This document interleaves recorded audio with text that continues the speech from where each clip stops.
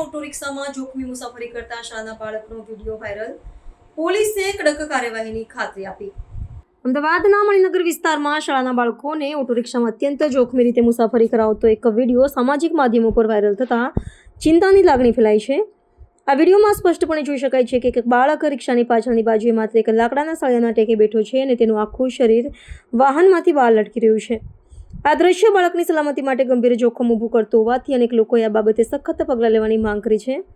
આ વાયરલ વિડીયોની નોંધ અમદાવાદ પોલીસે તાત્કાલિક લીધી છે। પોલીસે જાહેર કર્યું છે કે આ બેદરકારીભરી ઘટના અંગે યોગ્ય અને કડક કાર્યવાહી કરવામાં આવશે। વિડીયો વહેતો કરનાર યુઝરે માત્ર રિક્ષા ચાલક જ નહીં પરંતુ વિદ્યાર્થીઓની સુરક્ષા પ્રત્યે દુર્લક્ષ્ય સેવનાર શાળા સંચાલકો અને વાલીઓ વિરુદ્ધ પણ કાયદાકીય પગલાં લેવા માટે અપીલ કરી છે। વધુ પડતા બાળકો ભરીને જોખમી રીતે વાહન ચલાવવું એ માર્ગ સલામતીના નિયમોનું ગંભીર ઉલ્લંઘન છે। શાળાના વિદ્યાર્થીઓની સલામતી અંગેના નિયમોનું વારંવાર ઉલ્લંઘન થવાના બનાવો સામે આવે છે। આ ઘટના ફરી એકવાર શાળા વાહનોમાં બાળકોની સલામતી સુનિશ્ચિત કરવાની જરૂરિયાત પર ભાર મૂકે છે।